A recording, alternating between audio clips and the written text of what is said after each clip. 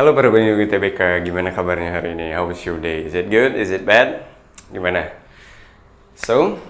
Today, Kak Janu bakal bawain materi, tentu saya literasi bahasa Inggris seputar inference. Nah, sebelum kita masuk ke materi, kalian jangan lupa buat nyiapin notes kalian to write the point atau nulis tips and trick sama sambil kalian bisa ngerjain contoh-contoh soal di akhir video nanti.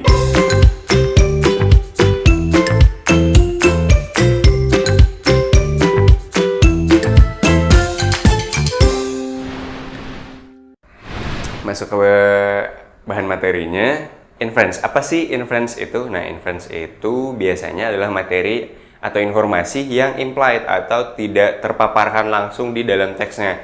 Jadi, tujuan kita itu untuk mencari tahu informasi-informasi yang nggak ketulis. Nah, biasanya kalau inference dalam kehidupan sehari-hari itu kayak gini nih. Misalkan kita lagi di rumah temen ya, terus ngomong, panas ya, gitu. Secara tidak langsung kita ngomong atau kita minta ke temen buat nyalain kipas kalau ada, atau AC, ataupun minta air dingin gitu. Jadi secara tidak langsung atau tersirat kita menyampaikan informasi selain daripada informasi yang kita tulis atau kita ucapkan gitu, inference. Nah, gimana sih bentuk inference biasanya kalau dalam soal-soal di UTBK? Nah, kalian bisa lihat di sebelah kanan saya nanti. Ini ada, yang pertama itu ada it can be inferred from the passage that bla bla bla. Terus ada what can be inferred about bla bla bla from the text.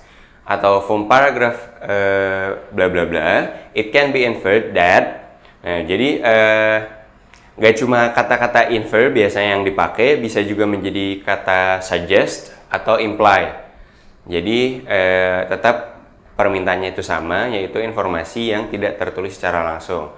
Nah, gimana caranya kita cari tahu informasi yang tidak tertulis secara langsung dalam sebuah teks? Nah, ini nih ada tips and trick dari kakak buat kalian, para pejuang UTBK, buat nanti pas ngerjain soal-soal modelan kayak gini nih. Nah, bisa kalian lihat di sini. Yang pertama itu ada read the question carefully and skim the text to know the reading aspect of the text. Tuh. Jadi kalian harus baca dulu soalnya, hati-hati dulu tapi lihat apa yang diminta. Nah, setelah kita tahu apa yang diminta, kita pakai teknik skimming buat cari tahu reading aspeknya itu apa aja, mulai dari main idea-nya, topiknya, summarize-nya, dan lain-lain gitu. Nah, setelah kita tahu itu, kita masuk ke poin nomor 2, next step itu make sure you understand the whole text. Jadi kita harus mesti ini, kita udah ngerti belum keseluruhan teksnya itu ngebahas apa, tentang apa isinya. Nah, terus yang ketiga, kalian bisa lihat ada use the process of elimination. Jadi setelah kalian udah ngerti nih kira-kira apa materi yang dibahas dalam teksnya, kalian bisa mulai eliminasi pilihan-pilihan yang sangat tidak relevan, biar kalian lebih gampang. Lalu masuk ke tips terakhir, yaitu avoid the same word or information from the text. Jadi kalau inferred itu selalunya tidak pernah tertulis langsung dalam teks. Jadi kalau kalian lihat pilihan jawabannya itu sama-sama yang ada dalam teks, otomatis itu salah. Karena yang ditanya itu inferred, jadi otomatis tidak tertulis langsung. Kayak tadi tuh, kakak bilang, wah gerah juga ya. Nah, informasi lain daripada kata-kata yang kakak bilang itu ada kayak kakak minta air es, bisa aja kakak minta nyalain kipas, dan lain-lain. Jadi informasi yang diminta kalau pertanyaan inferred itu bukan yang tertulis atau terucapkan langsung gitu. Nah, daripada kita banyak ngomong aja, mending kita langsung terjun ke lapangannya, kita latihan soal biar nanti pas ketemu soal-soal kayak gini pas UTBK kita udah mantep nih. Oke, kalian bisa lihat sebelah kanan saya, ini ada contoh soalnya, bisa dibaca dan coba dikerjakan. Kakak beri waktu 5-7 detik.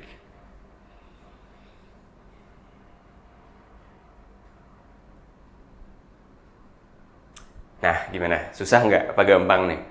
Gampang-gampang susah kali ya, soalnya baru nyobain. Oke, pertanyaannya is, what can be inferred about good science? Select from the given options. Tuh.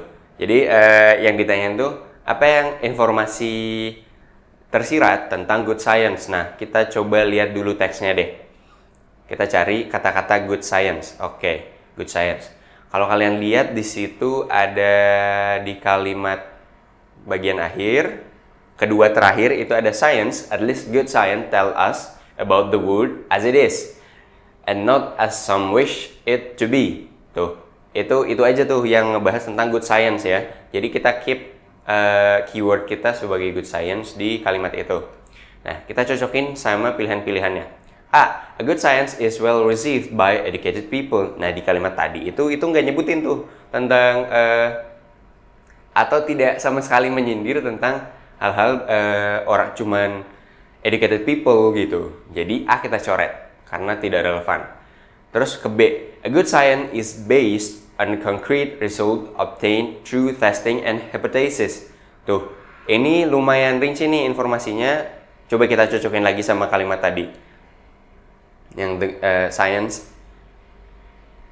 Tuh, science at least good science tell us about the world as it is and not as some wish it to be. Jadi beneran yang kayak itu. Berarti kalau beneran science itu ngasih tahu kita tentang hal yang beneran terjadi as it is, itu berarti ada yang namanya riset, ada yang namanya hipotesis, ada search lebih lanjut tentang itu. Jadi B cukup relevan, kita keep dulu. Terus masuk ke C, itu ada a good science and religion are same. Di kalimat itu tentang good science itu nggak nyentuh tentang religion. Ada religion itu di kalimat terakhir, itu pun kurang relevan sama good science. Jadi kita coret aja. Terus D itu a good science will always prove the general populace wrong. Tuh, di kalimat tadi itu ngejelasin kalau good science tuh ngasih tahu kita a world as it is yang sebenarnya terjadi. Nah, sedangkan di sini ngasih tahu itu general populace wrong. Kata-kata wrong di situ aja udah menunjukkan kalau pilihan ini sangat tidak sesuai dengan informasi yang ada di teks. Jadi D kita coret. Terakhir ada E, a good science tell us about the world as it is. Ini benar, tapi lihat pertanyaannya. Pertanyaannya adalah inferred, ya enggak? Berarti yang tidak tertulis secara langsung, yang tersirat. Sedangkan E ini pilihan yang sama persis yang ada di teks. Otomatis yang paling benar adalah B. Oke, gimana? Kalian pada bener nggak? Udah mulai kegambar nggak gimana cara jawab soal kayak gini? Kalau udah mulai kegambar, mari kita lanjut ke contoh soal lainnya. Jadi kita latihan lagi. Kita lihat nih sampai mana pemahaman kalian dalam modelan soal kayak gini. Sebelah kanan saya kalian bisa baca dan coba dikerjakan. Kakak kasih waktu 5-10 detik deh. Ya lebih lama.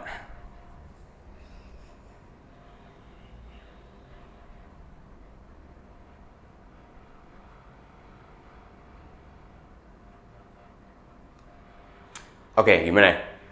Udah ketemu jawabannya? Sebelum kakak kasih tahu jawaban benernya, kita tilik dulu deh. Mari kita menilik soalnya. Pertanyaannya, which of the following can be inferred from the paragraph about the location of the meteorite impact of in Mexico? Di teks tadi ngebahas tentang Meksiko ya. Mari kita cari tahu, kita baca dikit dulu di paragraf terakhir tuh. Ada yang by 1990 geologis menemukan impact site itself in the Yucatan region of Mexico. Tuh, di 1990 baru ketemu lokasinya. Kita lihat di atas itu yang 1980 itu scientists first identify, itu baru ketahuan pertama kali mengetahui atau mengidentifikasi impact tentang meteor ini, dari meteor ini di Meksiko. Oke, mari kita cocokkan dengan pilihan yang ada. A. The location of the impact site in Mexico was kept secret by geologists from 1980s to 1990s. Oke, di situ ngejelasin kalau pernyataannya ngasih tahu kalau Meksiko itu was kept secret by geologists. Nah, sedangkan kita belum terlalu tahu tentang location impact di Meksiko itu sampai di paragraf terakhir. Jadi belum banyak informasi yang dibahas di teksnya sampai ke kalimat terakhir. Jadi kita nggak punya informasi banyak tentang yang A. Jadi yang A itu kurang relevan. Kita coret aja, terus masuk ke B. It was a well-known fact that the impact had occurred in the Yucatan region. Tuh. Di sini ini cukup terlalu general untuk kita bisa lihat ke sesuai sama teksnya. Karena di teksnya kan mintanya invert ya, bukan general atau main idea-nya. Jadi B kita coret juga dulu. Kita lihat yang C. Kita lihat yang C di sini. Geologists knew that there had been an impact before they knew where it had occurred. Tuh, tadi kita baca di 1980 itu pertama kali mengidentifikasi adanya impact of meteor itu. Sedangkan di 1990 baru mereka ke lokasinya. Jadi C itu nunjukin jawaban yang informasi yang tidak tertulis tapi benar adanya. Jadi geologist knew dulu, mereka tahu dulu baru ke sana. Jadi C kita simpen nih. Terus ke D. The Yucatan region was chosen by geologists as the most probable impact site because of its climate. Sama nih kayak yang A, kita belum terlalu tahu informasi tentang Yucatan karena baru disebutkan di kalimat akhir. Jadi belum kurang relevan atau tidak bisa kita cari invertnya karena belum banyak informasi tentang ini di dalam teksnya. Jadi kita coret juga. Yang E itu in 1980 itu scientists initially recognized this effect through the global sediment layer formed by the dust cloud that covered the earth following the impact. Ini terlalu general, ini sama-sama yang teksnya jadi kurang cocok. Jadi jawaban yang paling benar adalah C, cicak. Gimana? Bener? Kalian pada bener nggak? Lumayan gampang lah ya setelah kita udah mulai ngerti dan terus ketemu modelan soalnya. Lanjut ke contoh soal berikutnya. Silahkan kalian kerjakan.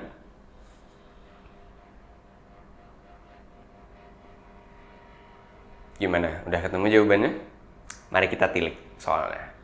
Which of the following can be inferred about Melville's poetry? Nah, ini teksnya ngebahas tentang puisinya Melville. Mari kita baca dulu gimana sih puisi Melville ini yang dimaksud di dalam teks.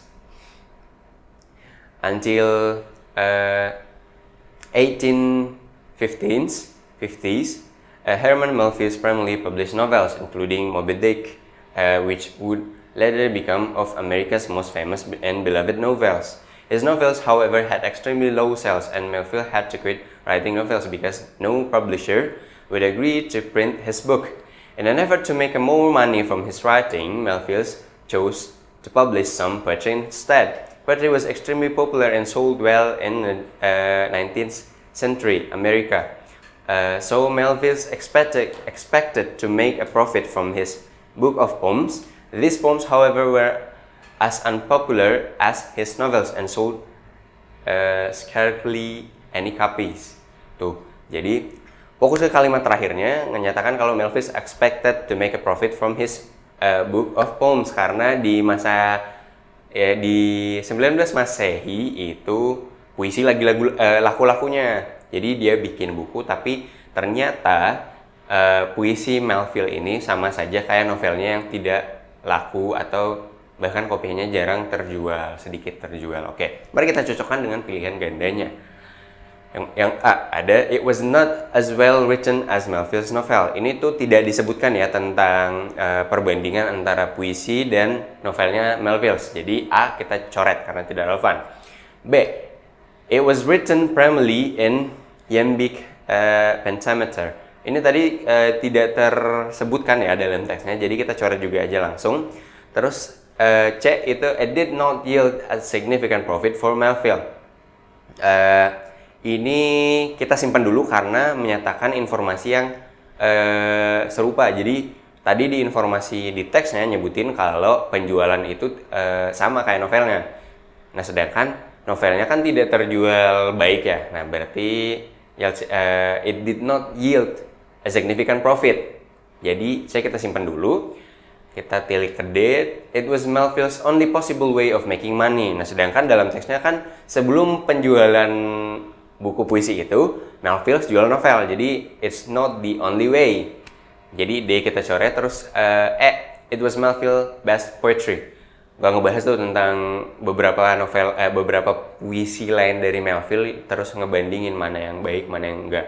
Jadi jawaban yang paling benar adalah C, cicak. Gimana? Pada benar nggak? Oke, kalau kalian benar berarti selamat, kalian udah mulai ngerti nih modelan soal kayak gini. Kita lanjut ke teks berikutnya. Kalian silakan coba kerjakan.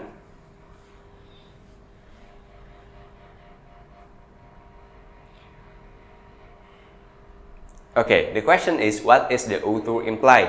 Tuh, walaupun pertanyaannya nggak nyebutin infer, tadi kakak jelasin tuh, pertanyaan bisa aja berbentuk suggest, infer, atau imply gitu. Jadi nggak semuanya tok infer ya, jadi kalian jangan kekecoh. Oke, kita cocokin aja langsung sama pilihannya. The most successful professional football players played the sport as youth. Ini the most successful professional football players played at sport ini bla bla bla. Itu ada di teksnya. Jadi bukan invert dong. Jadi kita coret aja langsung. Terus B, no professional football player who will learn the sport later in life will ignore his coach's advice. Ini terlalu signifikan terlalu sama dengan kalimat terakhir dalam teksnya yang nyebutin kalau coba kita baca kalimat terakhir di teksnya. Itu ada no professional football player who ignored the advice of his coaches, however, has ever become successful. Tuh, sama ya sama pernyataan B, cuman beda kata-kata aja. Jadi ini kurang benar karena kita carinya invert information, bukan restate ya, beda sama restate sentence di materi sebelumnya. Ke-C, the more attentive a professional football player is to his coaches. Ulang aja. C. Nah, kita masuk ke poin C. The more attentive a professional football player is to his coach's advice, the more likely he is to be successful. Ini terlalu menjurus sama kayak yang informasi B. Jadi semua professional football player itu harus ngedengerin saran dari coachnya mereka biar mereka bisa jadi sukses. Sedangkan di teksnya itu nyebut most, jadi not all gitu. Jadi nggak semuanya. Kita masuk ke D. Not all professional football players who played the sport as youth ignore the advice of coaches. Nah, kalau yang C tadi nyebutnya not all juga, nggak semuanya, bisa jadi C benar. Tapi ada D nih yang nyebutin not all. Jadi dia lebih tepat daripada yang C. Jadi D kita simpan dulu, C kita coret, berarti all successful professional football players have ignored the advice of coaches. Tuh. Ini sama aja nih kayak kalimat terakhir, cuman dia dirubah aja, jadi restate aja. Jadi tidak ada invert information dalamnya, jadi nggak ada informasi tersirat karena informasinya sama aja, cuman diubah katanya aja jadi negatif gitu. Jadi yang paling benar adalah jawaban D, dadu. Nah, gimana? Yang ini lumayan susah ya, walaupun teksnya pendek. Karena teksnya pendek, jadi kita kurang banyak bahan buat mencari informasi-informasi lebih lanjut nih. Jadi kalian jangan senang dulu kalau ketemu teks-teks pendek, oke? Nah, terakhir, contoh soal terakhir kalian bisa lihat di sini.